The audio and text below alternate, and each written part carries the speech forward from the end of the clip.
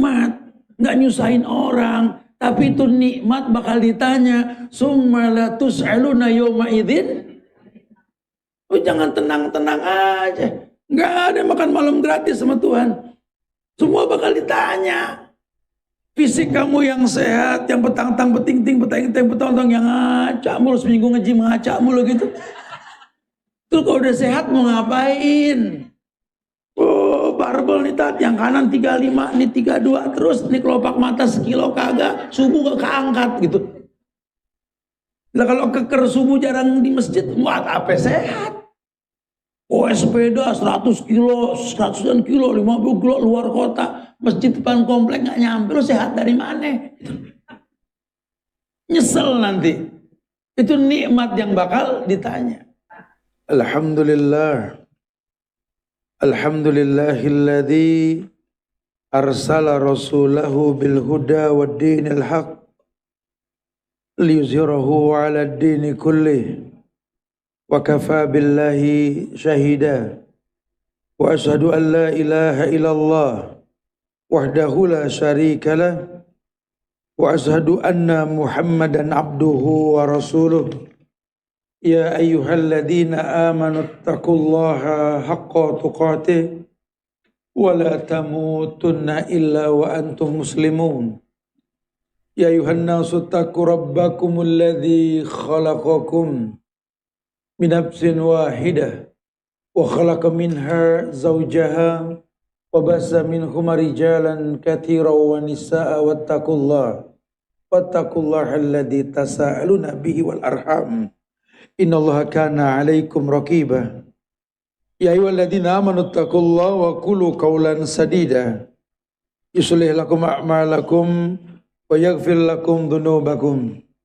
Wa may yuti'illaha wa rasulahu faqad faza fawzan 'azima. Amma ba'du fa inna ahsanul kalam kalamullah wa khairal huda huda Muhammadin sallallahu alaihi wasallam wa syarrul umuri muhdasatuha wa kullu muhdasatin bid'ah wa kullu bid'atin dhalalah wa kullu dhalalatin finnar. Ma'asyiral muslimin wal muslimat, sidang majelis kajian Masjid Nurul Hidayah yang semoga Allah selalu berikan keberkahan dunia dan akhirat. Alhamdulillah, kita bersyukur pada Allah di siang hari ini kembali Allah mudahkan kita berkumpul di masjid yang mulia ini, yang mudah-mudahan Allah selalu jaga masjid yang baik ini untuk menjadi taman-taman penyubur iman di tengah kota Jakarta tentunya. Dan kita berharap mudah-mudahan apa yang kita tuntut pada siang hari ini bisa menjadi penyebab datangnya kemuliaan yang banyak dia akan datang. Karena memang janji Allah, wala nuhyiyannahu hayatan thayyibah, Allah akan berikan kehidupan yang baik, dia akan datang tergantung hari ini. Bisakah kita beramal saleh? Man amila salihan min dzakarin aw unsa wa huwa mu'min wala nuhyiyannahu hayatan thayyibah.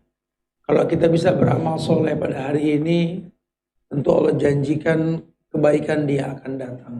Nah, amal soleh itu amal yang benar, amal yang betul. Sehingga kalau betul dalam beramal, ada bukti dalam hidup kita yang lebih baik ke depannya tentunya. Ini mudah-mudahan kita miliki lah insya Allah. Kalau enggak, akan datang hari di mana kita bisa menyesal nanti. Di surat Maryam ayat 39, Allah berfirman, menjelaskan tentang penyesalan. Ketika Allah berfirman, wa anzirhum yaumal hasrah idh qudiyal amru wa hum fi ghaflah wa hum la yu'minun.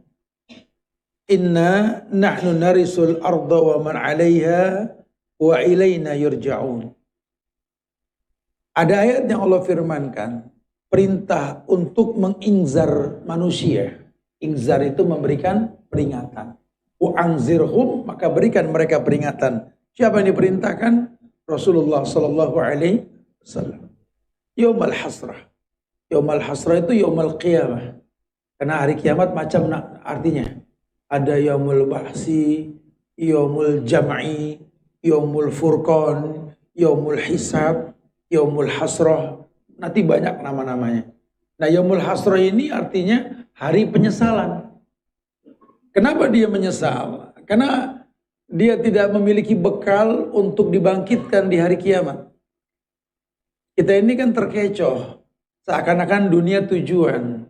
Padahal dunia cuma media untuk kita bisa berbuat banyak kebaikan. Dengan harapan di dunia ini kita berbekal. Kalau dikatakan watazawwadu fa inna khairaz zadi taqwa.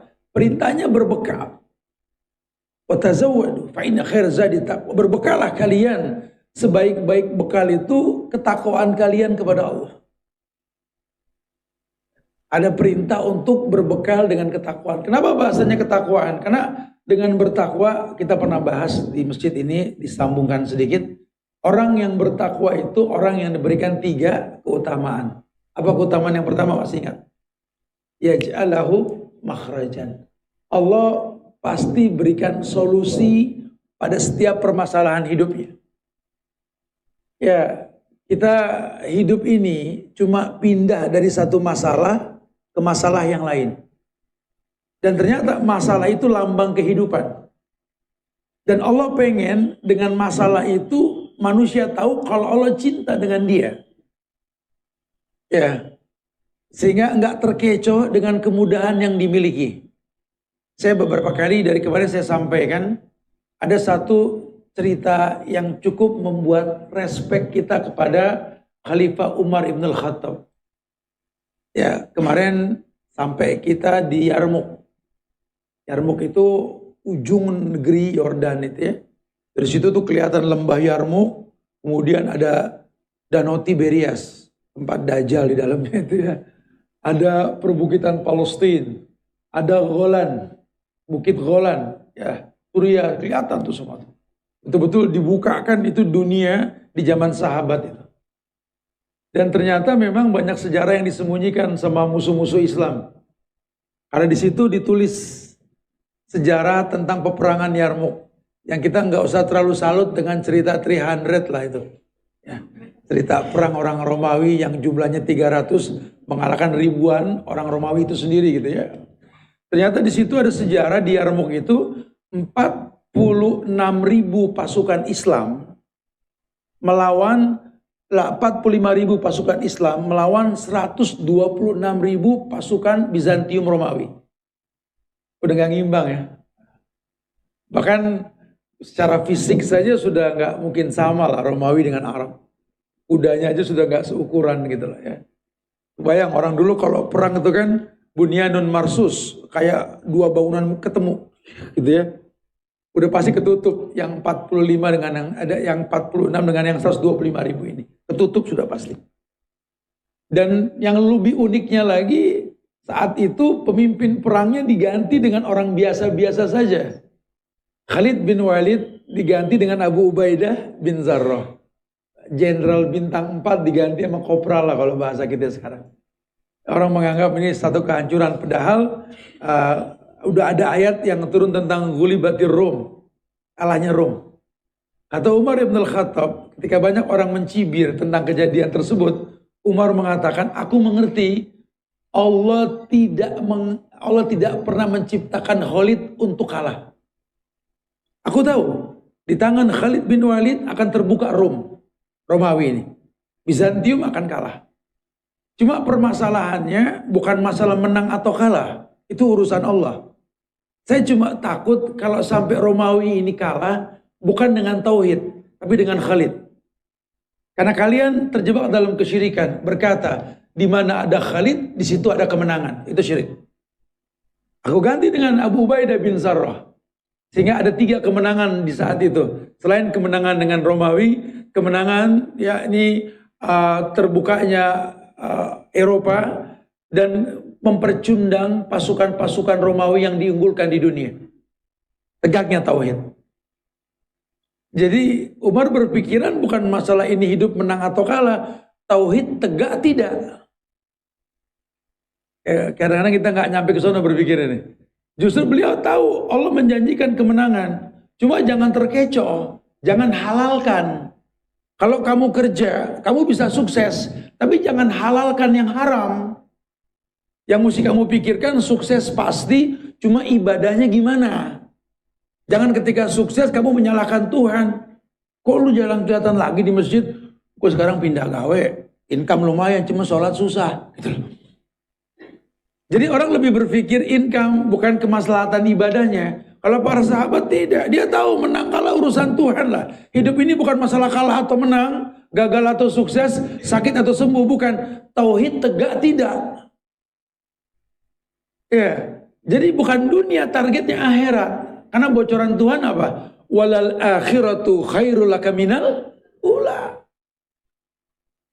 Saya dengan dia bukan pengen nyaman dunia, agama saya makin bagus enggak? Mikirnya begitu. Oh kalau mau dia enak nih kita udah nyaman dah, dijagain.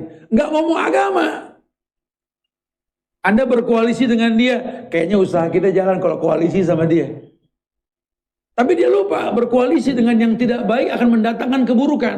Talbisul haqqo bil batil, taktumunal haqq wa antum ta'lamun. Ketika kamu mengkolaborasikan kebaikan dengan keburukan, Allah yang bilang, taktumunal haqq wa antum ta'lamun.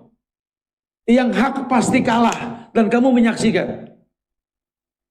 Akhirnya minta dispensasi. Ketika terjebak dalam kesulitan beribadah, dia berdoa, ya Allah, pahami aku ya Allah. Allah suruh paham dia. Ya Allah dengarkanlah aku. Kayak Tuhan tuli gitu loh. Lihatlah hambamu yang sedang berdoa. Emang Allah buta? Ini kan doa-doa yang lebay, yang dibikin-bikin gitu loh. Doa-doa pura-pura. Anda berdoa kepada Tuhan yang tidak tuli, yang tidak buta. Yang kadang tidak kau minta pun dikasih. Karena Allah akan mencukupi yang dibutuhkan, bukan yang diinginkan.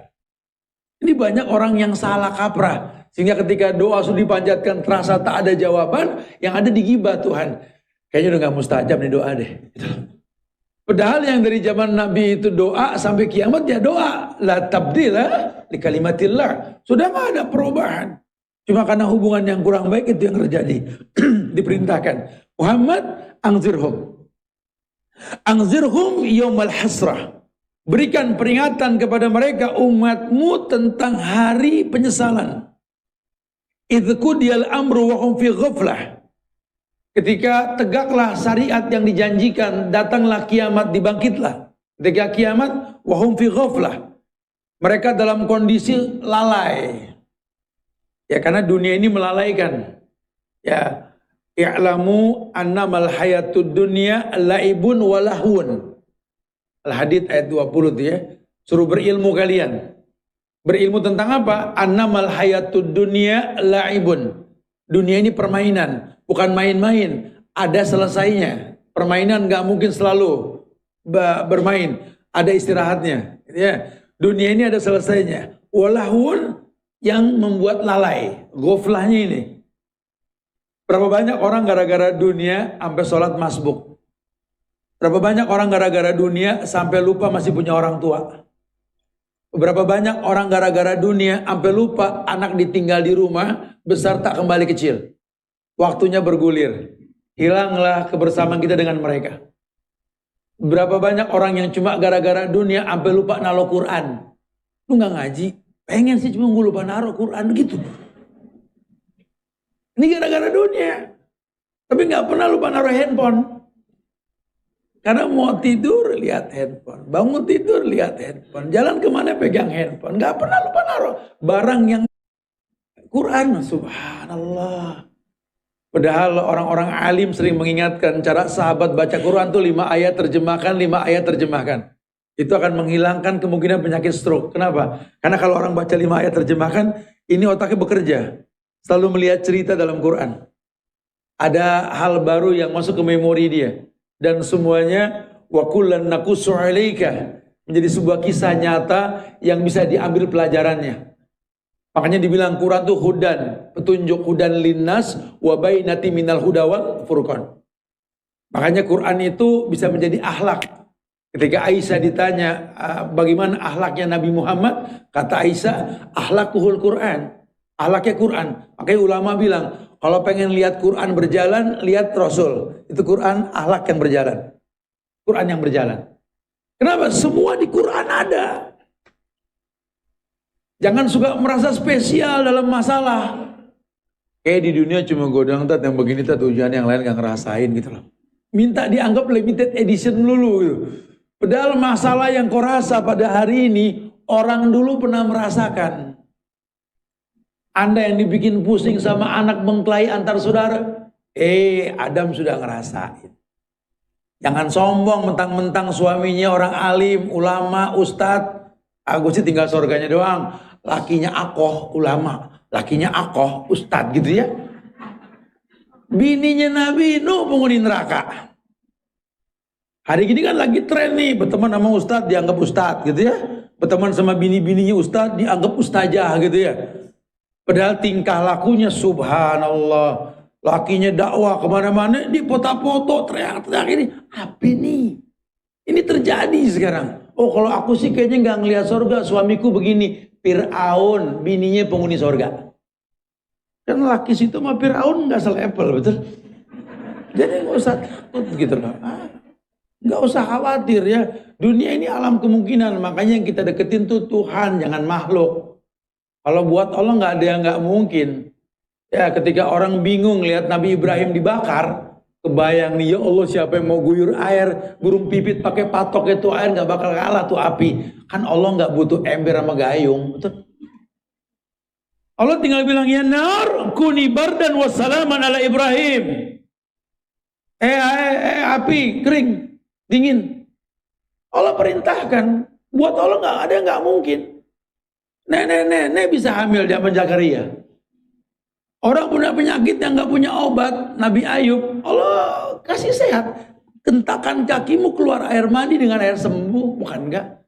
Kalau buat Allah gak ada yang gak mungkin. Makanya jangan sampai menyesal.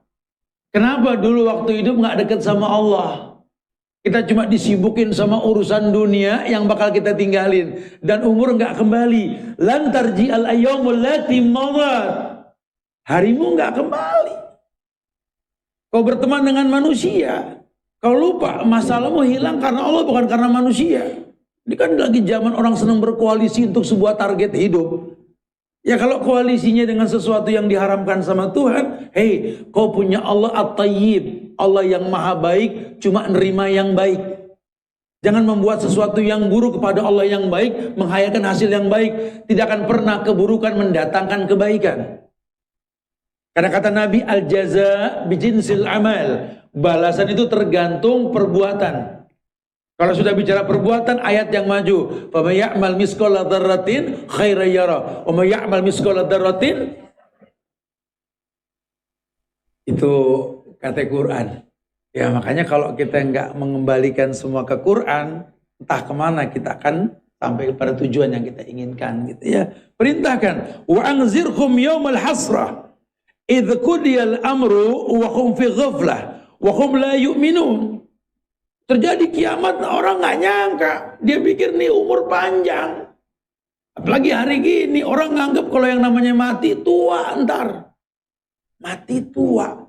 Nggak ada nyambung tua dengan mati, nggak ada. Tua itu lambang kelemahan, bukan lambang kematian. Kalau mati mah bayi belum lahir aja bisa mati di perut. Anak kecil aja bisa mati. Mati mah nggak bicara umur, bicara ajal. Itu pun Allah yang tahu. Kullu nafsin.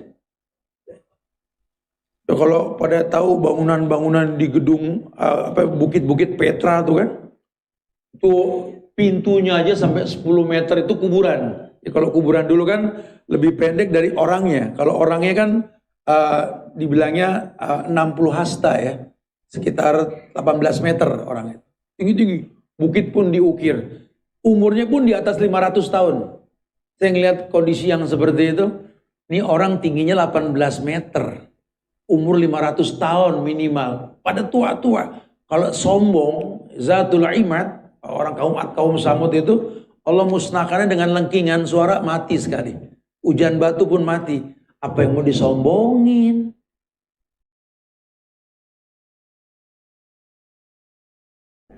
Sitin wasab'in, cuma 60-70. Kaki ente 42, 43, kaki orang dulu 53, 54, subhanallah. Tingginya 18 meter, mati sama Allah. Terus apa yang mau disombongin gitu loh? Apa yang mau kita sombongin? Kullu nafsin dha'iqatul maut. Pokoknya setiap yang bernyawa pasti mengalami kematian. Nah, ketika kematian datang ini akan datang penyesalan, terjadi. Apa Allah bilang? Nahnu narisul arda wa man 'alaiha wa ilaina yurja'un. Kita, kata Allah, narisul ard, yang menciptakan bumi dan fasilitas, kita wariskan sama kalian. Kita cuma pengen kalian itu kembali ke aku. Ayo orang manusia jadi orang kaya. Perintahnya jadi orang kaya. Di mana dalilnya, Ustaz? Jihad. Kata Nabi, dzirwatus sanamihi al-jihadu fis sabilillah. Puncaknya agama itu jihad, kata Nabi, betul? Nah, jihad dalam Quran, al-jihadu fis sabilillah bi amwalikum wa bi anfusikum. Jihad yang paling utama dengan harta dan jiwa. Itu perintah jadi orang kaya. Walaupun kaya tidak tuh urusan Tuhan, paling nggak ada usaha. Banting tulang jadi orang kaya. Tujuannya apa? Untuk menaklukkan dunia dengan harta yang kau miliki. Bukan buat sombong. Karena Allah sudah bilang, inna nahnu narisul arda wa man 'alaiha. Karena yang kamu dapatkan di bumi, di bawahnya tambang-tambangnya, di atasnya, atau apalah yang kau dapatkan di bumi, inna nahnu narisul arda wa man 'alaiha. Dan semua yang ada di atasnya. Ilaina yurja'un. Tapi ingat, ini semua bisa gak dibalikin ke kita, kata Allah. Kalau lagi dapat nikmat, jangan jadi sombongnya. Tinggal bilang alhamdulillah. Ya Allah, terima kasih kau titipkan dunia. Jangan sombong. Ini kita kadang-kadang usaha dikit berhasil, sombong. Napas pindah ke hidung. Apa ini orang? Lu cuma ketitipan, jadi orang sombong. Orang sombong napasnya dari hidung. Gitu ya kalau ngomong. Jangan subhanallah ya. Ya, kita cuma ketitipan, nih aneh beli rumah nih pakai duit aneh. Duit aneh, duit Allah. Gue sih beli mobil nggak nyusahin orang pakai duit sendiri. Duit Allah. Punya duit tuh enak, nikmat, nggak nyusahin orang. Tapi itu nikmat bakal ditanya. Summa la tus'aluna yawma idzin. Oh, jangan tenang-tenang aja. Nggak ada makan malam gratis sama Tuhan. Semua bakal ditanya. Fisik kamu yang sehat, yang petang-tang, beting-ting, petang-tang, yang ngacak mulu, seminggu nge-gym ngacak mulu gitu. Tuh kalau udah sehat mau ngapain? Oh, barbel nih tat, yang kanan 35, nih 32, terus nih kelopak mata sekilo kagak, subuh gak keangkat gitu. Lah kalau keker subuh jarang di masjid, buat apa sehat? Oh, sepeda 100 kilo, 100 kilo, 50 kilo luar kota, masjid depan komplek gak nyampe, lo sehat dari mana? Nyesel nanti. Itu nikmat yang bakal ditanya. Ya Allah, ya subhanallah. Saya kemarin betul-betul tuh banyak ketampar tuh ketika datang ke pengungsian di Suriah, di Palestina, Masya Allah. Malu kita, malu betul-betul. Ya, orang-orang yang dalam kondisi betul-betul menderita masih bisa berbuat banyak kebaikan gitu. Tamparan yang paling nyata sih kemarin ketika sampai di pengungsian Suriah itu ya. Panasnya 55 derajat, panas banget. Dan yang pantas tuh kita nyurang di situ. Emang nyurang saya panas. Gak ada pohonan, ya Allah, mana pasir tanah merah tuh gersang sekali gitu loh. Ya ini nyari air susah, gak lama ada anak kecil datang senyum malah bawa air. Ya Allah. Ini kita di panas 55 nyurang nih ada anak senyum. Di tengah susahnya air ada yang ngasih air. Ketampar kita benar-benar. Ini mutiara ini dalam cangkang yang berlumpur ini. Diuji dengan ujian yang berat, penderitaan yang menyakitkan, alam yang ganas. Tetap masih bisa senyum, masih bisa berbagi lagi. Masya Allah, banyak hal-hal yang subhanallah. Ya. Tanggung jawab mereka untuk mendidik anak-anak yang jadi korban perang. Karena banyak yang kena penyakit kanker ganas gara-gara bom kimia itu. Lucu-lucu. Rambutnya botak sebagian, ada yang macam-macam. Salah apa ini anak gara-gara orang-orang dewasa yang serakah dengan dunia. Yang lakinya ganteng-ganteng tuh perempuan cantik-cantik ya Masya Allah, ganteng, cantik, udah gak peduli dengan kecantikan. Yang dia tahu bagaimana nolong saudaranya, yang dia tahu menghafal Quran. Itu udah jelek, branded, sombong lagi, subhanallah. Bener-bener sih kadang-kadang pegel saya ngeliat kayak gitu. Aduh, gue salah planet kali ya, betul. Fabi ayyi ala'i rabbikuma. Maksudnya ke sono larinya gitu loh. Ya Allah, nikmat Allah mana mesti kita dustain. Kita wudhu aja, urusan tangan berapa liter kebuang, betul? Di sana tuh orang cuci tangan sampai 3 kali satu air yang sama untuk 3 orang karena susahnya air. Mereka berusaha untuk wudhu itu nyala, buka, matiin. Buka, matiin. Jadi nggak boleh air kebuang. Di kita baru udah ngobrol. Ya apa kabar? Berapa liter nih kebuang gitu. Dan banyak perbuatan mubazir. Mubazir temennya siapa ya? No, teman dia no. Ya. Jadi kadang-kadang banyak perbuatan yang talbis antara kita dengan kebiasaan setonia. Kelihatannya syar'i, padahal kita nggak syar'i. Itu yang terjadi sekarang. Agama cuma buat hiporia, agama cuma buat tren. Nggak tahu fungsi syariat tuh nggak tahu. Kenapa? Karena taklidiyah. Kita cuma mengekor tanpa ilmu. Akhirnya menyesal. Masa ini makin lemah, bukan makin kuat kita. Daya tangkap kita karena yang kita baca ini makin lemah, bukan makin mampu. Nah, waktu-waktu tersebutlah ulama menekankan kepada kita untuk berhati-hati. Makanya ulama pernah menjelaskan tentang penyebab awal sebuah kesalahan. Jadi orang sebelum berbuat dosa itu ada penyebabnya. Coba kita bahas. Karena kita takut terjebak dalam penyesalan nih. Kata ulama, ada 3 awal berbagai kesalahan yang berujung kepada dosa. Yang pertama, yakni sombong. Yakni sombong. Kita tahu ini yang membuat iblis ya dilaknat oleh Allah karena kesombongan. Karena merasa mampu, merasa punya. Sementara sombong itu sifat Allah, al-mutakabbir. Allah maha sombong, wajar, Allah sang pencipta. Kalau makhluk nggak boleh ada yang disombongin. Lewang ketitipan kok sombong gitu ya. Hati-hati dengan sifat sombong. Ini awal dari sebuah kesalahan. Baik kita kalau udah mulai sombong nih, buru-buru istighfar. Kita yang tahu, sombong itu bukan baju bagus, mobil bagus, rumah bagus, bukan.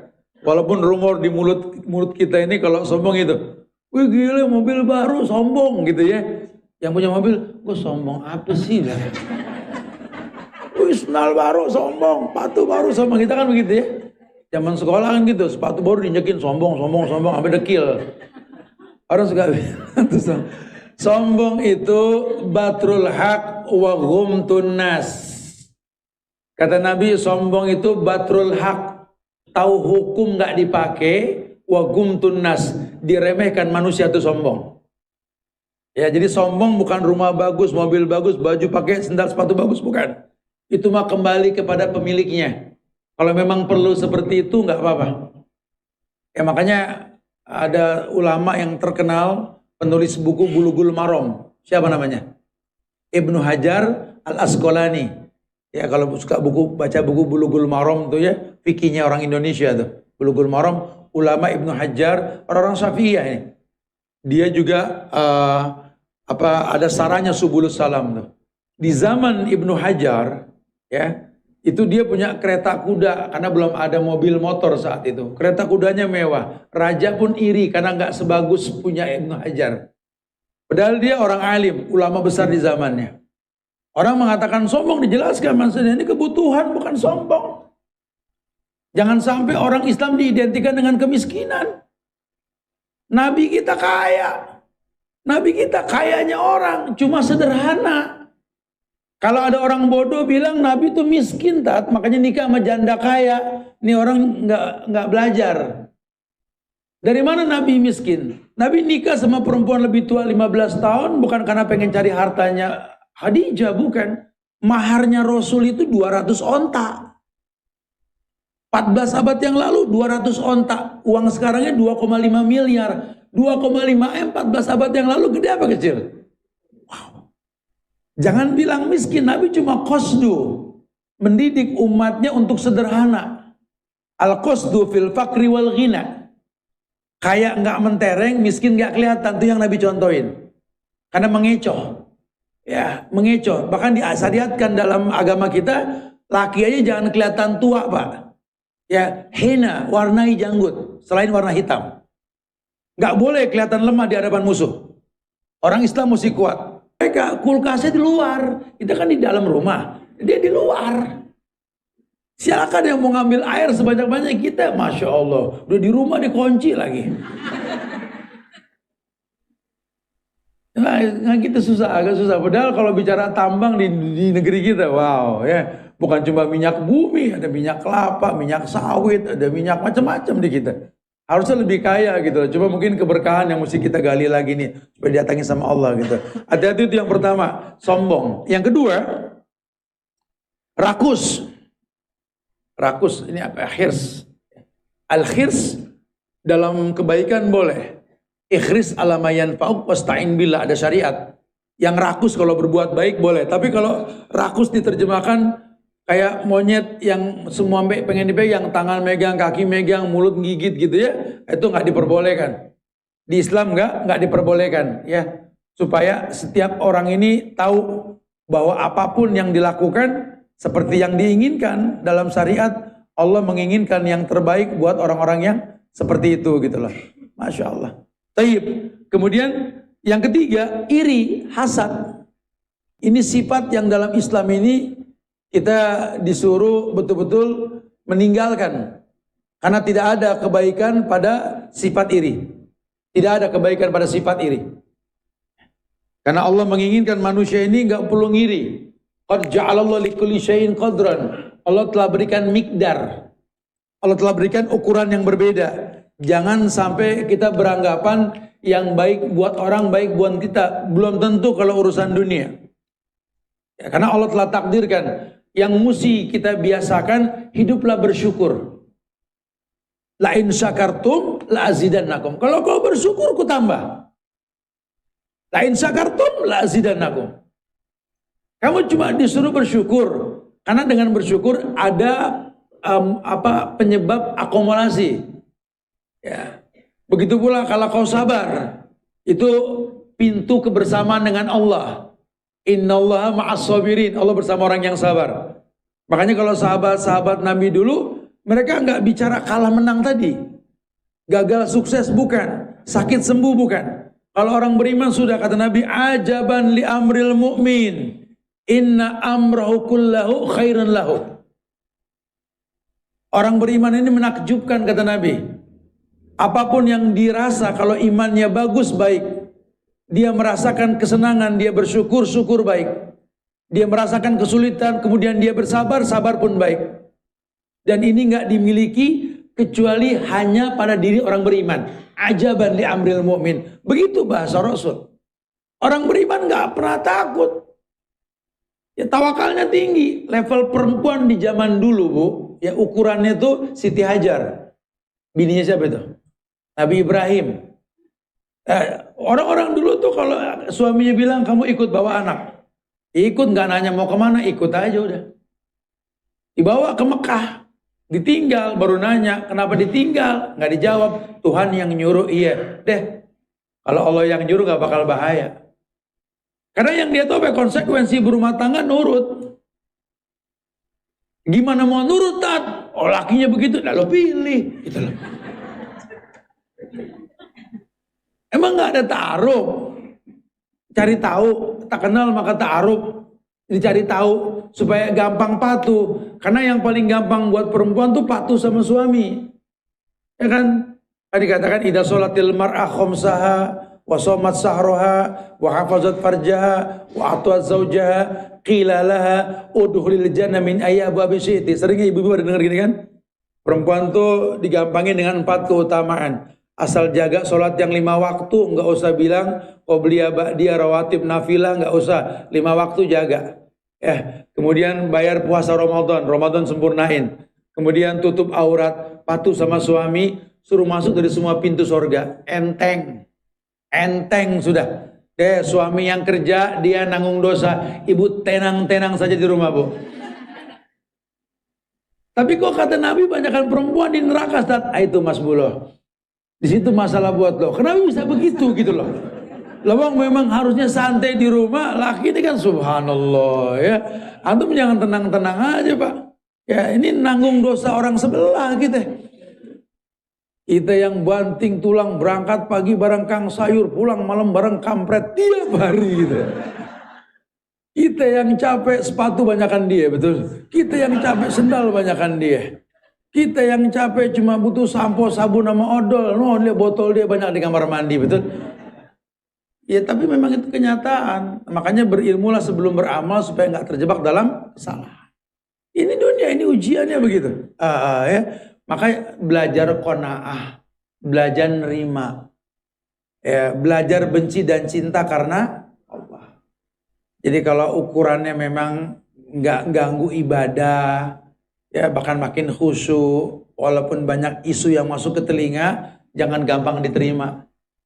Ukurannya ibu, ada yang kasak kusuk tentang anak kita, tentang pasangan kita, jangan gampang dipercaya, tabayun dulu. Karena sampai saat ini Allah nggak rusak agama kita. Mungkin buat dia dengan dia ada kerusakan, tapi kan mereka dengan kita nggak ada masalah, gitu ya. Kita jangan suka terprovokasi dengan hal-hal seperti itu. Oh anak kamu tuh gini. Tapi ke rumah nggak ada masalah.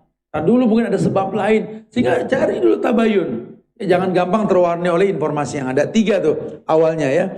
Kemudian ketiga hal tersebut dimiliki oleh manusia, maka akan terbukalah pintu dosa. Nah sementara dosa oleh ulama itu dibagi menjadi 4. Bentuk dosa dibagi menjadi 4. Ini mesti tahu level-level dosa. Jangan pukul rata dosa aja. Dosa yang pertama namanya dosa mulkiyah. Dosa mulkiyah ini adalah dosa di mana sikap seorang hamba melakukan segala hal yang sebenarnya ini merupakan hak rububiyahnya Allah. Jadi dosa mulkiyah ini sebenarnya dosa yang dikerjain sama orang karena dia punya kekuasaan. Sebenarnya ini hak Allah, kekuasaan. Sehingga orang yang punya kekuasaan akan kemungkinan dia berdosa dengan dosa sombong karena merasa berkuasa. Ya, tuh. Jadi orang kalau udah berkuasa kayak paling gede. Padahal kekuasaan nggak menambah tinggi badan dia. Kekuasaan nggak menambah jumlah bilangan angka usia. Saya suka bercanda kalau sama biker nih, kadang-kadang orang-orang pendek naik moge kayak tinggi, nggak ngefek saya bilang. Tetap turun pendek lagi gitu loh. Apa yang mau disombongin? Makanya itu motor cuma alat bantu sampai ke tujuan, bukan buat sombong-sombongan. Di kita nih alat bantu sombong. Nggak usah punya motor, punya kaos aja sombong gitu. Nggak paham orang kita. Lalu itu kendaraan dari awal dibuat untuk sampai ke sebuah tujuan. Cuma karena memang persaingan nilai menjadi kolektor kita. Berubahlah fungsi kendaraan menjadi koleksi yang naik investasinya gitu loh. Itu yang terjadi. Akhirnya sombong. Kemudian yang lainnya apa nih? Merasa besar. Orang kalau sudah punya mulkiyah, punya kekuasaan, akan merasa besar. Pokoknya sehingga dia beranggapan bahwa kita kalau kita diumpamakan tiger, kita nggak bisa berteman sama selain tiger gitu loh. Karena yang lain tuh mangsa kita, merasa eksklusif. Ini penyakit dosa yang kedua nih. Kemudian sifat memaksa, pengennya didengar, bukan mendengar. Orang kalau sudah sukses, ini yang terjadi. Bodohnya orang kita menganggap orang kaya tuh udah bener aja. Sehingga kalau datang Ramadan, bantuan dia kayak turun dari langit langsung dari Tuhan. Kita nggak cross check, jangan-jangan money laundry. Kita nggak cross check, jangan-jangan nih orang memang sedang mencari followers atau apalah. Ya hati-hati, jangan gampang menerima bantuan orang-orang yang kita nggak tahu dari mana hasilnya. Karena yang namanya syubhat, sama ulama dijauhkan, walaupun sifatnya boleh. Apalagi kalau mutlak haram nggak diperbolehkan. Cuma karena memang orang punya kekuasaan, udah bener aja, itu ulama gitu. Kemudian merasa tinggi. Merasa tinggi itu ya pengennya nggak disamakan dengan yang bawah. Makanya Umar mempertontonkan kelasnya Khalid. Ketika diganti oleh Abu Ubaidah tadi, jenderal bintang 4 dengan kopral nih. Kemudian dia jadi prajurit, Abu Ubaidah jadi panglima. Itu pasukan di bawah mencibir habis. Banyak cerita tentang Khalid nih. Kata pasukan di bawah, emang enak jenderal jadi pasukan gitu loh. Kata Khalid, jangan berkata seperti itu, kesempetan nih. Waktu aku jadi panglima kan susah ngobrol. Susah nanya. Sekarang aku jadi rakyat seperti kalian prajurit, tanya kenapa Khalid nggak pernah kalah. Jadi Khalid nggak masalah. Bahkan dia yang mengejar Heraklius itu. Itu lembahnya dalam sekali. Dia putar kudanya 12 hari tidak berhenti dia memicu. Dia pacu kudanya itu. Gemeter orang-orang Romawi. Sampai di situ ada perkataan dari Heraklius, ini yang jarang diabadikan sama dunia. Kata Heraklius, selamat tinggal Surya. Selamat tinggal tanah mulia. Saya tidak akan pernah menginjakkan lagi negeri ini karena rasa malu saya cuma tertinggal di sini. Dunia tuh menutupi itu, tertulis kata-kata itu. Pasukan besar dengan jumlah yang besar kalah dengan orang-orang yang sedikit, yang jumlahnya pun sedikit, fisiknya pun nggak besar. Subhanallah. Merasa tinggi, merasa sombong. Khalid tidak. Mereka yang mereka tahu hidup ini berjuang, hidup ini bergerak, nggak diam. Kalau dulu mungkin ucapan dan raga, kalau sekarang mungkin sekedar ucapan raga enggak, yang penting terus berbuat baik. Tetap jadi orang baik dimanapun kita berada. Orang-orang mulkiyah ini merasa tinggi. Menjadikan orang lain sebagai hamba. Itu yang pertama yang mulkiyah. Kemudian yang kedua, dosa syaitaniyah. Dosa syaitaniyah ini adalah dosa yang menyerupai perbuatan syaitan. Jadi kalau tadi kekuasaan membuat dia berdosa, ini sifat-sifat syaitaniyah dalam diri manusia. Ya, karena nanti ada perbuatan manusia yang setan aja nggak berani ngerjain, tapi manusia bisa ngerjain. Ya, Masya Allah. Jadi ketika masuk bulan Ramadan banyak cerita tentang setan diikat. Dan ternyata dosa tetap berjalan. Orang suka bilang katanya setan diikat, tak. Ada yang kelepas, gitu loh. Ditunjuk orang yang bikin dosa. Ya memang setan dua golongan. Alladzi waswisu fi sudurin nas minal jinnati wan nas. Setan itu dua, minal jin, minan nas. Ada golongan jin, golongan manusia. Kalau golongan jin gak kelihatan. Kalau golongan manusia no dia no. Itu ya kelihatan tuh. Nah ini sifat syaitaniyah ini kata ulama seperti hasad iri.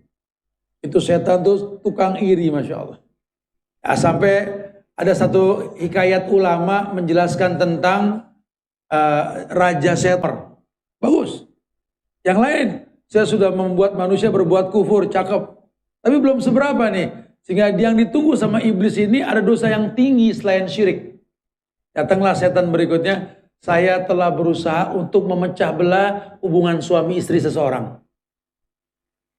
Dan itu iblis sangat suka. Level dosa tertinggi setelah syirik, orang yang berusaha untuk memecah belah hubungan suami istri orang lain. Sekarang banyak sekali. Orang berkoalisi untuk menimbulkan kerusakan pada rumah tangga seseorang. Itu setan paling suka karena dosa tertinggi sebelum syirik. Masya Allah, hati-hati nih. Ya, ini setan sangat-sangat suka karakter mereka itu dipraktekkan sama manusia. Karena kan sosial media sekarang kan waduh ya. Kita sampai lupa orang Islam nggak boleh dighibah.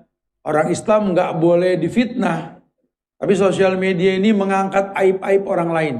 Tugas netizen ini untuk menimbulkan keributan di sosmed. Nah, kita terpancing, terwarnai, akhirnya timbullah kerusakan di antara kita, ulah tingkah laku mereka. Itu sifat syaitaniyah. Sifat zolim. berbuat curang, menipu, berbuat makar, mendorong orang lain melakukan kemaksiatan, melarang orang lain melakukan ketaatan, berbuat bid'ah. Itu sifat syaitaniyah. Sifat-sifat syaitaniyah. Dan kalau manusia sudah melakukan itu, ketika akal nggak berfungsi, setan. Jadilah dia setan berbentuk manusia. Alladzi yuwaswisu fi sudurin nas minal jinnati wan nas tadi. Yang kerjaannya bikin was-was di dada manusia, dua golongan, golongan jin dan golongan manusia. Yang ketiga, yakni dosa sabu'iyah. Sabu'iyah ini maksudnya dosa yang terwujud di dalam perbuatan. Jadi pada setiap aktivitas ada subu'iyah. Apa di situ contohnya? Seperti orang berbuat sesuatu kemudian dengan cara memusuhi, menyakiti, menzolimi. Ya pokoknya kita bisa sukses. Yang penting kita mesti jatuhin dia dulu nih, rusak dia dulu nih.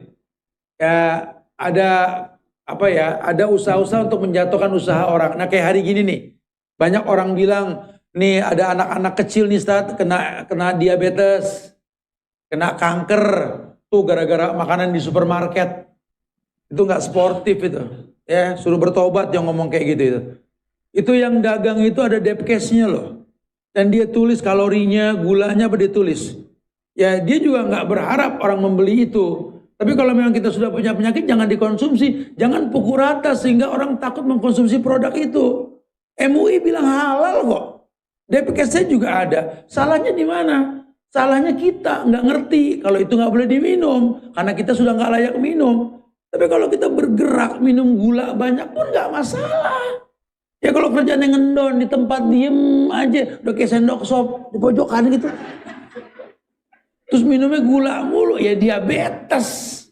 Jangan salahin produk. Ya ini kita nih kadang-kadang nggak sportif, bisnisnya kayak begitu, saling menjatuhkan. Jangan. Ya itu nggak bagus. Ya udah ada aturan mainnya. Nah itu pun subu'iyah. Kita pengen menjadi orang yang sukses, tapi menimbulkan kerusakan pada diri orang lain. Oh itu paling nggak boleh, paling nggak diperbolehkan dalam agama. Sportif lah. Kadang-kadang kita kalah sama orang kafir, buka usaha di toko yang sama sederet, produknya sama. Karena rezeki nggak ketuker. Ya, kenapa kita mesti khawatir ngelihat teman buka usaha di tempat usaha yang dekat kita usaha? Gak ada masalah, rezeki nggak ketuker. Saya pernah kalau di daerah Banyumas sana tuh ada Goa Lowo ya, Goa Lowo tuh ya. Itu pernah ke sana itu. Saya ngeliat tuh kalau malam tuh kelelawar keluar dari goa tersebut tuh makanya dibilang goa lowo, goa kelelawar itu ya, itu jutaan kali itu.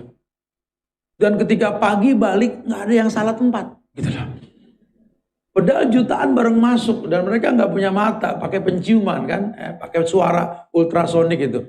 Nggak pernah salah anak di situ. Hikmahnya kalau kita ngelihat ini kan ayat-ayat yang tersirat kan, Allahu Akbar bener ya. Lihat cara Allah tuh, lihat.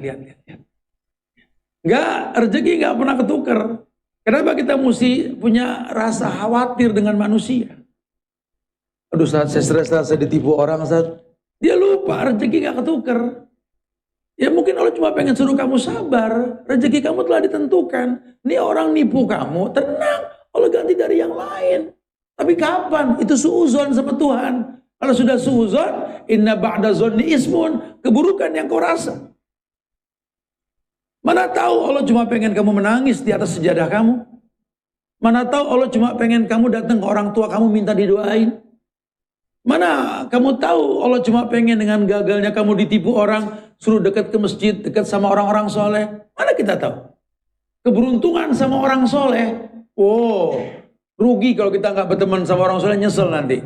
Itu kalau yang pensarah di gua Kahfi, Ashabul Kahfi itu dijelaskan bahwa kita nggak ngebahas jumlah orang yang tidur di dalam gua ini, tapi lebih menekankan kepada lihatlah kalau berteman sama orang soleh, jangankan manusia, anjing pun bisa masuk surga.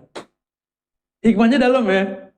Lihat, kalau sudah yang namanya berteman sama orang soleh, anjing pun bisa masuk surga. Apalagi kita manusia. Ayo jangan menyesal. Nanti ketika kita diwafatkan sama Allah, kita bakal bangkit sama orang yang kita suka. Yang kita suka orang soleh bukan. Orang laki boleh senang sama pemain bola, tapi cintanya sama sahabat, cintanya sama Rasul. Jangan cinta kepada pemain bola lebih cinta dibanding cinta kepada para sahabat. Bangkitnya para pemain bola, orang-orang kafir. Yusaru yaumal qiyamah, ya akan dibangkitkan pada hari kiamat. Anta ma'aman ahbabta, kamu akan dibangkitkan dengan orang yang kamu cinta. Jangan meletakkan cinta bukan pada tempatnya. Kalau sekedar salut, respect, karena rajinnya mereka berlatih jadi orang hebat, bolehlah. Simpulkan dari biografi seseorang boleh. Tapi kalau mencintai, ingat, cinta Islam ini sampai ke surga. Jangan sampai salah meletakkan rasa cinta. Karena anta ma'amman ahbabta. Kau akan dibangkitkan bersama orang yang kau cinta nantinya. Jangan salah-salah paham itu ya.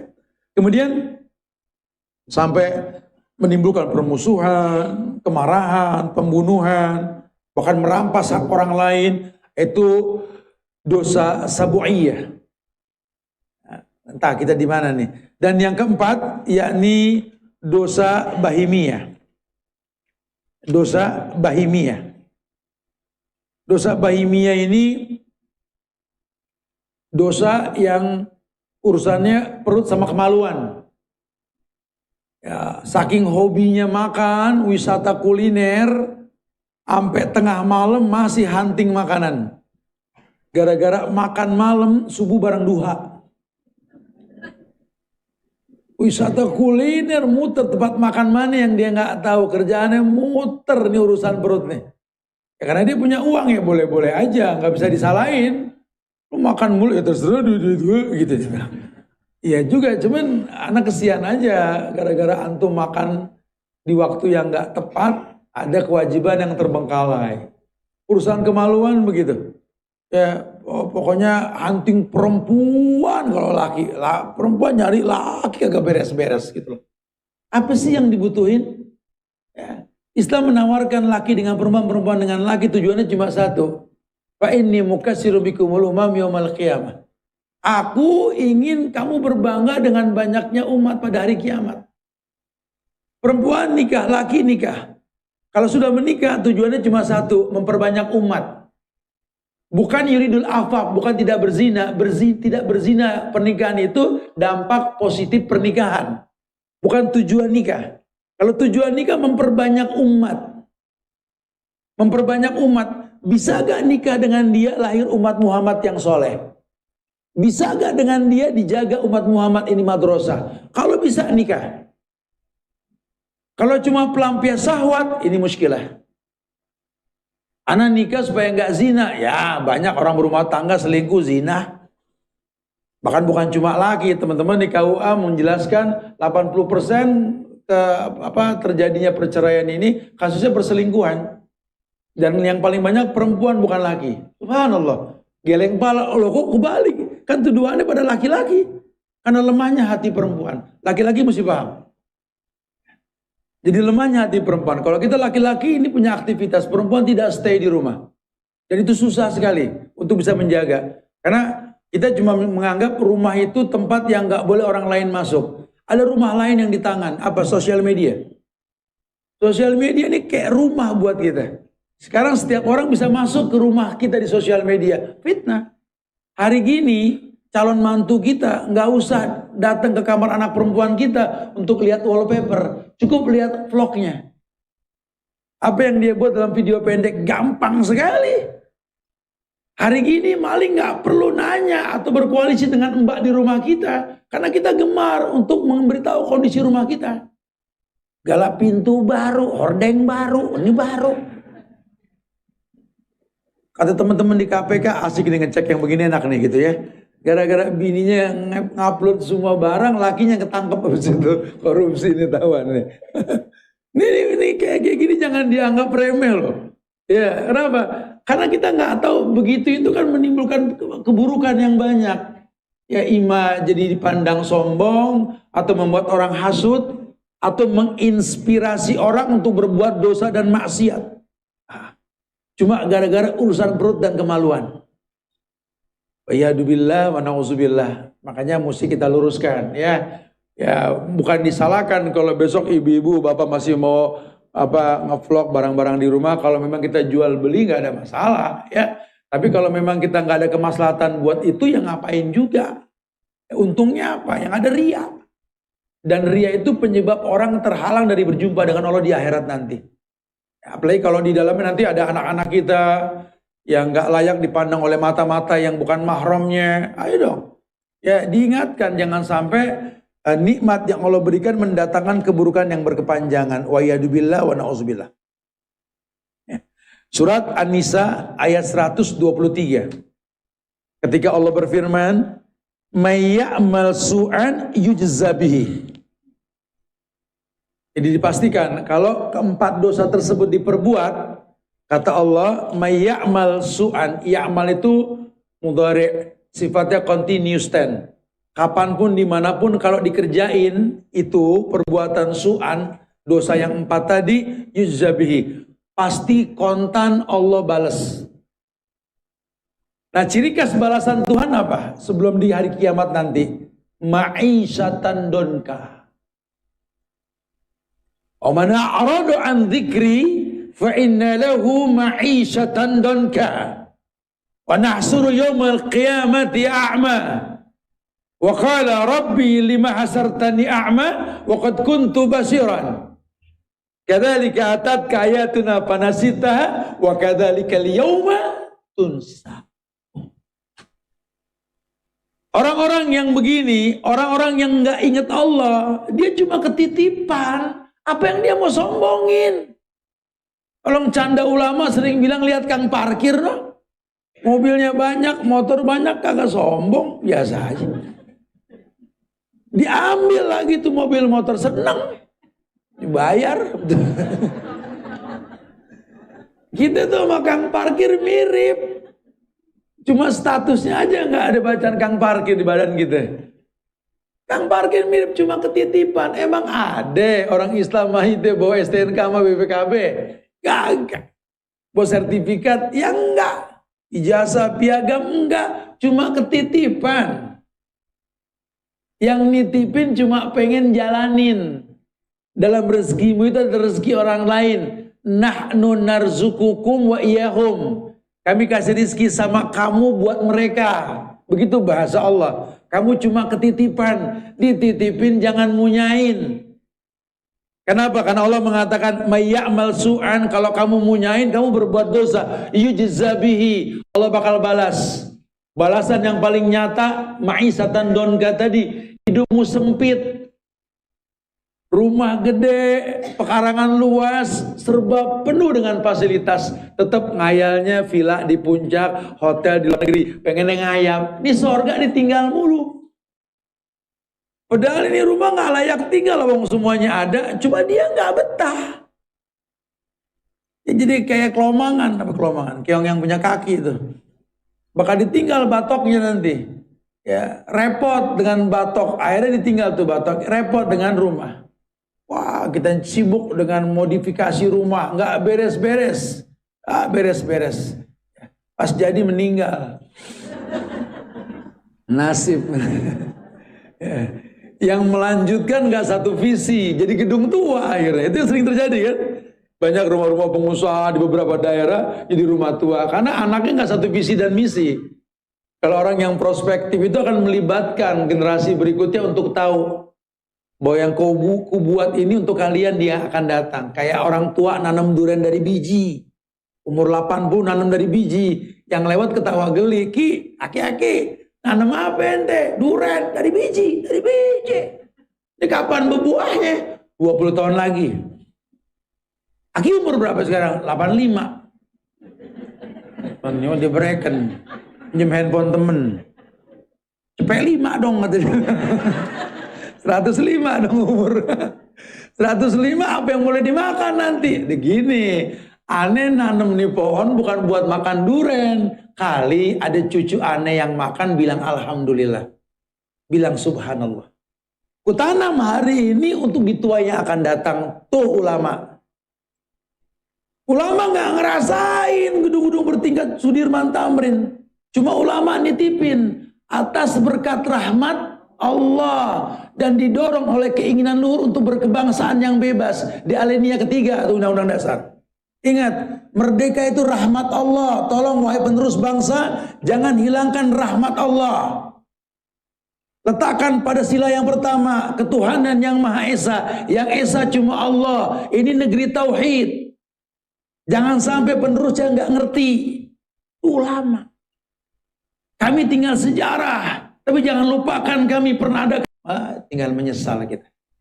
Kita nggak nyangka ternyata kata Nabi, "Lau ta'lamu ma'alamu la dohiktum qalilan la bakaitum katsiran."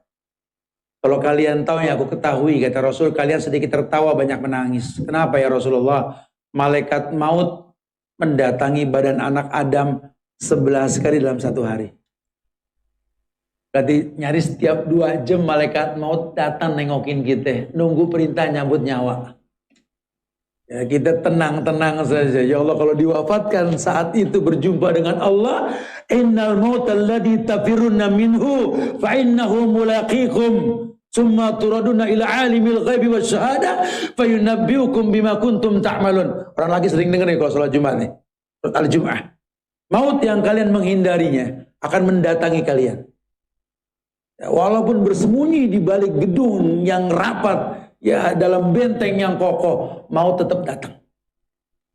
Ya, orang bikin bangunan nggak ada selah, rapet, kenapa dirapetin nggak ada hawa? Malaikat jangan sampai masuk, mati dia, mati juga. Maut nggak bisa dihindari sudah. Innal mautal ladzi tafiruna minhu fa innahu mulaqikum, bakal menemui mereka. Summa turaduna ila alimil ghaibi wasyahada, akan menyeret kalian kepada Allah yang Maha menyaksikan. Fayunabbiukum bima kuntum ta'malun. Allah bakal balikin semua catatan amal. Tuh.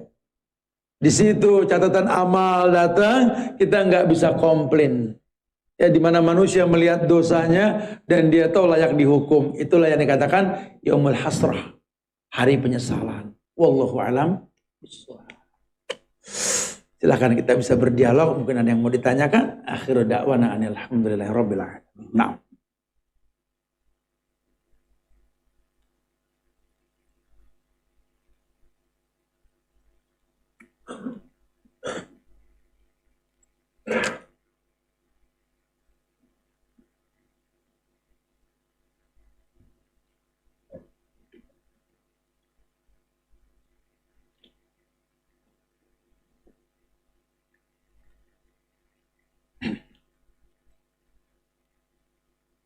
Ya, fadhal, silakan.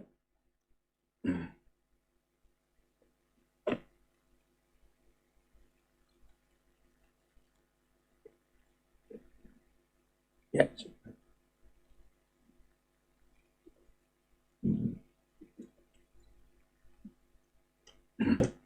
Assalamualaikum. Ana berniat meninggalkan riba, tapi utang riba ana masih ada. Pelan-pelan ingin dibereskan. Terus minta ampun terus sama Allah.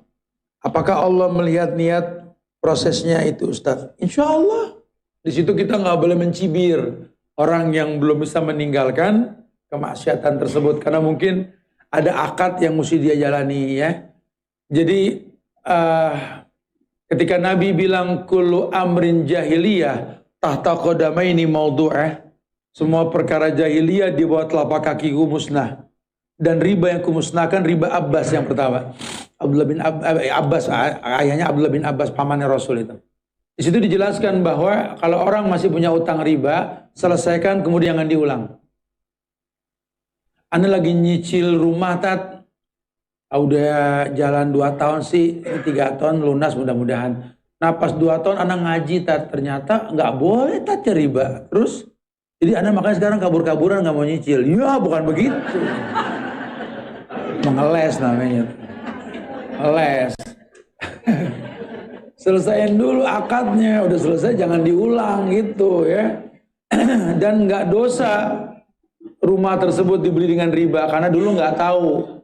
Nggak ada hukum buat orang yang nggak tahu sampai dia tahu.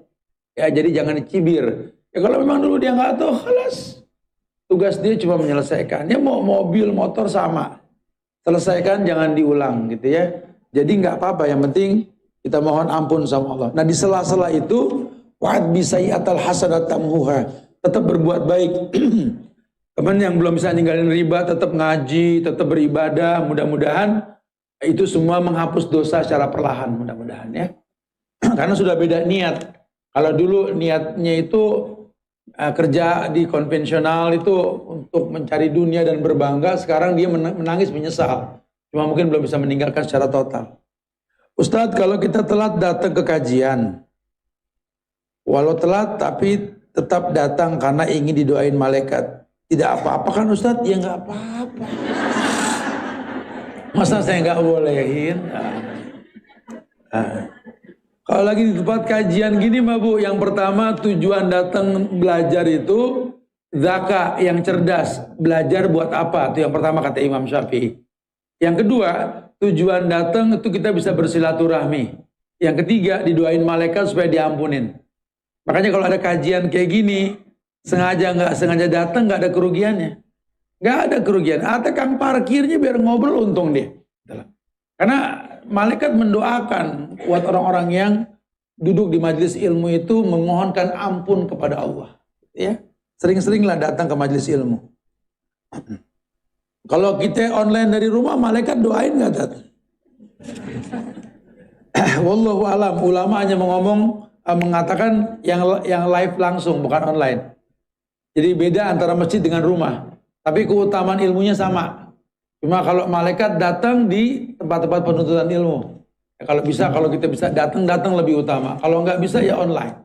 Ya, karena kalau buat perempuan pada akhirnya kalau ada kewajiban rumah lebih utama ketimbang keluar. Wa qarna fi buyutikunna. Rumah lebih baik buat perempuan tuh hukum asalnya. Ya, wallah. Bismillah. Apa yang harus dilakukan suami yang ketahuan berzina dan istrinya menggugat cerai?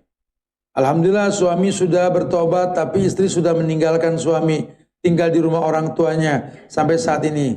Sudah hampir setengah tahun. Apa yang mesti suami lakukan, Ustaz? Ya cari lagi yang baru, susah amat sih. Gini aja nanya ente. Ya kan dia udah gak mau, lo mau ngayal aja, ngapain?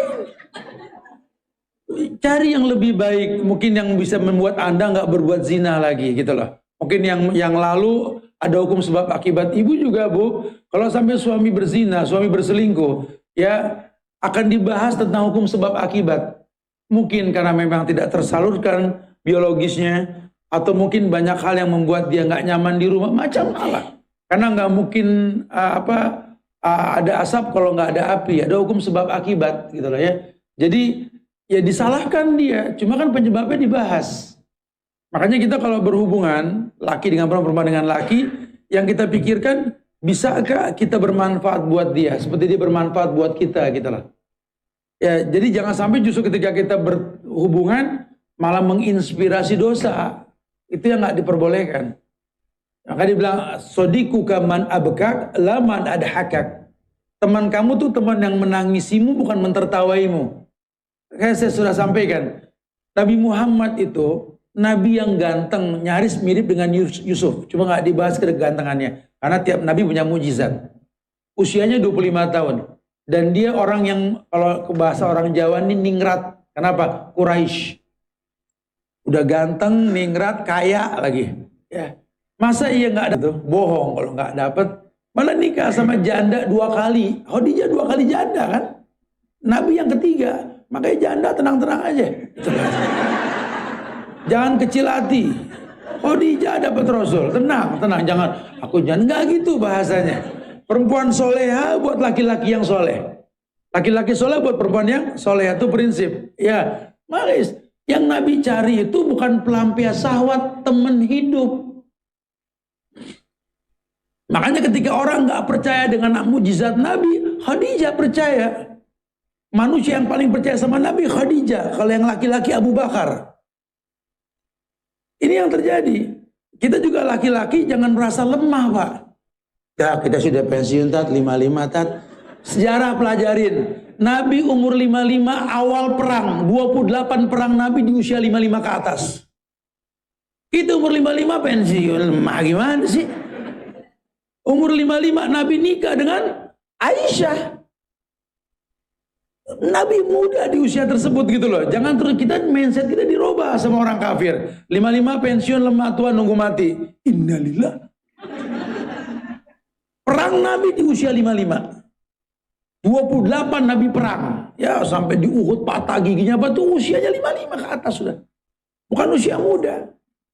Makanya jangan suka salah paham dalam agama. Agama ini membuat kita kuat, sehat. Kalau di atas syariat yang betul gitu lah.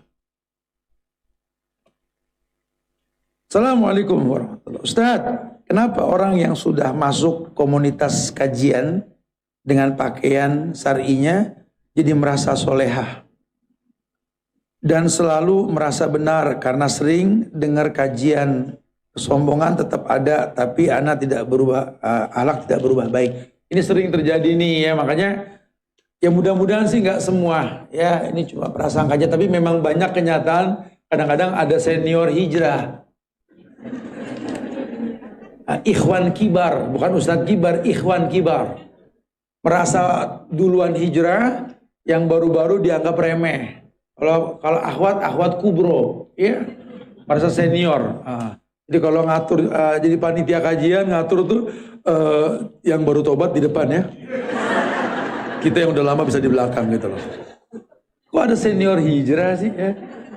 Nah kalau belajar, kalau perlu kita paling depan kayak orang sholat. Ya, jadi jangan sampai kita merasa itu gitu loh. Ya kalau untuk seneng memuji diri tanpa ujub, alhamdulillah sih ketimbang dulu saya lebih baik. Alhamdulillah bagus mensupport diri perlu ya. Tapi kalau timbulnya ujub jangan. Ujub tuh takjub sehingga merasa lebih gimana, itu nggak boleh. Ujub, ria, sum'ah tuh temen. Ujub, takjub ya dengan diri sendiri. Sum'ah pengen didengar, ria pengen dilihat, itu berteman tuh tiga. Ya jangan merasa sombong, jangan. Ya, wallahi kadang-kadang justru orang-orang yang alim itu orang yang punya akhlak. Makanya ulama al-khiyar, ulama dibilangnya al-khiyar. Khiyar itu orang yang menyiapkan maklum. Makin alim makin memaklumi orang. Ah udahlah ya, memang dia sedang berubah, jangan terus dianggap gimana. Yang sudah pakai kerudung panjang, kalau lihat yang kerudung pendek, ya Allah mudah-mudahan Allah kasih hidayah insya Allah. Kamu udah cakep loh, panjang lebih cakep. Harusnya gitu.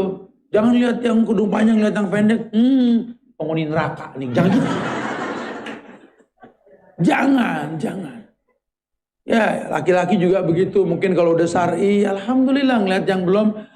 Kalau memang kita nggak bisa merubah dengan tangan, nggak bisa dengan suara, doain. Ya Allah semoga dapat hidayah lebih baik lagi insya Allah gitu ya. Dan belajar senang lihat orang jadi baik. Itu baik insya Allah mudah-mudahan. Assalamualaikum Ustadz, izin tanya. Bila ada pembeli sebuah objek rumah, dia ingin harga transaksi di notaris diturunkan agar mengurangi pajak pembelian. Bagaimana hukumnya? Wallahu alam. Kalau urusan pajak ini karena memang di Islam hukum asalnya nggak boleh. Khilaf ulama sebagian memperbolehkan mengurangi jumlah angka dan bilangan. Wallahu alam bishawab. Tapi saya menghindari itu. Cuma karena memang menghindari sesuatu yang dilarang diperbolehkan. Wallahu alam bishawab. Ustadz, kalau sudah dimulai kajian di masjid, apakah boleh kita tidak melakukan tahiyatul masjid? Lakukan. Imam sedang di atas mimbar saja lakukan. Karena hukum asalnya ke masjid tahiyatul. Ada 3 ibadah sunnah. Tapi wajib di masjid. Yang pertama tahiyatul masjid. Yang kedua sholat syuruk. Yang ketiga i'tikaf. Itu sunnah. Tapi wajib di masjid. Tiap masuk masjid 2 rakaat. Sunnah ya. Enggak pun enggak apa-apa. Jadi kalau ada kajian, ya selama memang kita nggak mengganggu pandangan orang yang sedang belajar, karena belajar wajib, ya antum cari posisi di mana, sholatlah di situ. Dan biasakan sholat dengan sutroh. La sholata illa sutroh. Tidak boleh sholat tanpa sutroh. Makanya tadi masih ada yang berjamaah, kalau bisa akan datang letakkan sesuatu di depannya.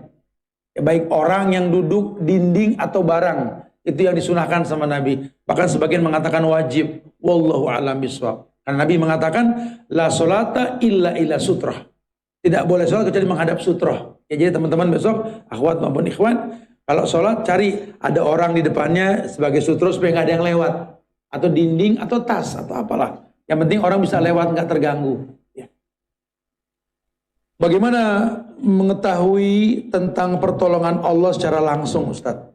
Ya tentunya beragam. Ima mungkin dengan doa yang dipanjatkan, atau doa orang yang mendoakan kita lihat hasil dari doanya, atau mungkin keinginan kita ditolong saat kita sedang butuh pertolongan, macam hal. Makanya gampang mengatakan alhamdulillah dalam semua hal. Ya, itu pertolongan Allah. Dan rezeki dari Allah itu sifatnya umum. Jangan diidentikan dengan uang saja. Karena rezeki itu umum banget. Ya, kita beranggapan kalau kita lagi nggak punya uang, lagi nggak dapat rezeki dari Allah, salah. Banyak hal yang sifatnya menolong kita untuk bisa berbuat banyak kebaikan. Assalamualaikum Ustaz. Ini masih ada yang disingkat nih. Ustaz jawab. Nggak usah, nggak boleh disingkat-singkat. Ya, karena dalam bahasa Arab tuh ada arti tersendiri. Orang kita banyak dikritik nih sama orang-orang Arab. Nama saja di kita dipanggilnya potong-potong. Muhammad, mat gitu loh. Nanti beda arti. Muhammad tuh orang yang terpuji. Namain anak kita Muhammad, 1000 orang manggil, 1000 orang ngedoain. Tapi kalau Muhammad dipanggilnya mat, lain lagi artinya. Mat itu kan matobi'i, masilatawila, mat artinya kan ngelongok, ngintip artinya. Muhammad terpuji dipanggil mat jadi tukang ngintip nantinya. Rahman, Durrahman, Ar-Rahman, ya Abdurrahman. Abdullah, ya Abdullah. Rozak, Jack dipanggil gitu. Kita ini mesti dilurusin. Nama tuh doa. Kita panggil orang dengan nama yang baik tuh kayak kita ngedoain. Ya, jadi bagus lah ya. Jadi kalau bisa jangan disingkat lagi ya. Assalamualaikum atau bismillah, tanya dong boleh gitu ya. Apa yang harus saya lakukan apabila yang lalu-lalu yang saya kerjakan salah? Tapi apa yang harus saya kerjakan? Ya, dalam Islam semua kesalahan itu bisa dihapus dengan taubat. Ya. Jadi kalau kita pernah berbuat salah dan kita melakukannya saat itu sengaja, itu dosa. Maka hukumnya bertobat. Bukan ditebus. Ustadz dulu saya pernah nggak sholat, terus ngebayarnya gimana? Ustadz tanya, dulu nggak sholat kenapa? Kalau ketiduran, ya bayar ketika bangun.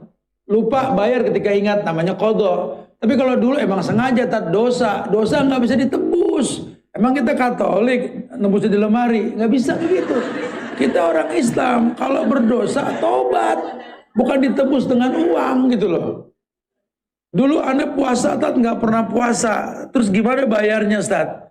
Dulu nggak puasa, kenapa? Ya karena saya haid, ya bayar sekarang, ada kodonya. Karena sakit ada. Kalau dulu emang sengaja, Tat, dosa. Kalau dosa itu tobat. Cuma tobat doang, Tat, enteng bener. Kalau diterima, kan gitu. Ntar dulu nih, jangan bangga dulu. Orang suka kadang-kadang ngentengin proses. Assalamualaikum Pak Ustadz. Apa maksudnya malaikat datang 2 jam sekali? Itu pengen nyabu nyawa ente. Nunggu perintah, ngelinter tuh malaikat di badan kita tuh. Bayangin ya. Karena Nabi bilang 11 kali dalam 1 hari. Sebagai riwayat mengatakan 4 kali dalam 1 hari. Banyak riwayat tentang masalah itu. Ya, malaikat mendatangi kita. Bahkan sebagian riwayat mengatakan malaikat maut menatap wajah kita setiap 4 jam sekali. Cuma kita nggak dikasih tahu sama Allah. Kalau nggak latah, kaget mulu ya.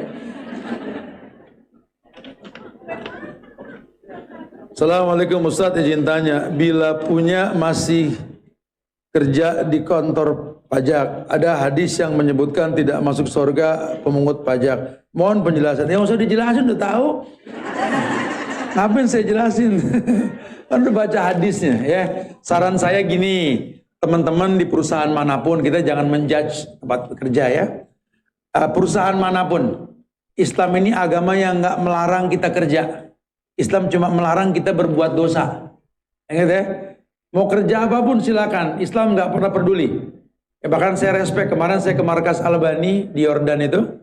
Saya bilang sama orang sana, ini kenapa nggak ada kajian pagi, siang, nggak ada, sayang loh. Di sini nggak ada, kenapa? Karena syekh, ulama-ulama sini kerja. Ada yang ngojol, grab, ada yang jadi kuli, ada yang reparasi jam. Ulama lihat tuh. Mereka selesai kerja, ngajarnya sore. Masya Allah, ya. Masya Allah. Mereka nggak pernah malu untuk itu. Makanya teman-teman kalau merasa di perusahaan yang jelas memang mesti ditinggalkan, ya nggak langsung ninggalin kali ya. Bertahap buka usaha kecil-kecilan dulu, atau cari perusahaan lain yang halal, setelah mendapatkan baru resign. Jangan langsung, kadang-kadang kalau kita langsung kita nggak kuat malah lebih fatal lagi nanti malahan. Ya, tetap semuanya dengan ilmu, bukan dengan emosi tentunya. Ya, wallahu alam bishawab. Ya Allah, semoga manfaat yang disampaikan ya. Minta maaf kalau ada kerusakan, kesempurnaan hanya milik Allah. Jaga ukhuwah di antara kita dan jangan lelah untuk saling mendoakan ya. Doakan diri kita.